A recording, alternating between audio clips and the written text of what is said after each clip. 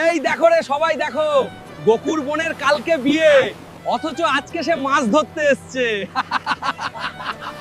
ওই বড় লোকের ছেলেগুলো হয়তো জানে না এই মাছ বিক্রি করেই বোনের বিয়ে পাড়ি দিতে হবে।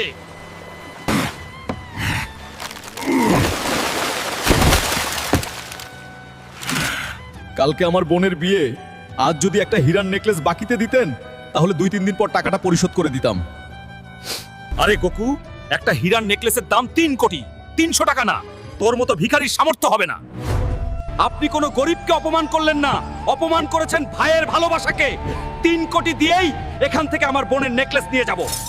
আরে রে, আবেগের বশে এটা আমি কি বলে ফেললাম। এখন আমি 3 কোটি টাকা কোথায় পাবো? বোনের বিয়েও তো কালকেই। একটি জরুরি ঘোষণা, একটি হেলিকপ্টার সমুদ্রে ক্রাশ করেছে। পানির নিচে হেলিকপ্টারের দরজা জ্যাম লেগে মন্ত্রী মশাই আটকে গেছেন। উদ্ধার করতে পারলেই নগদ 10 কোটি টাকা। আরে, এটাই তো আমার একমাত্র সুযোগ। কাজে তো লাগাতেই হবে।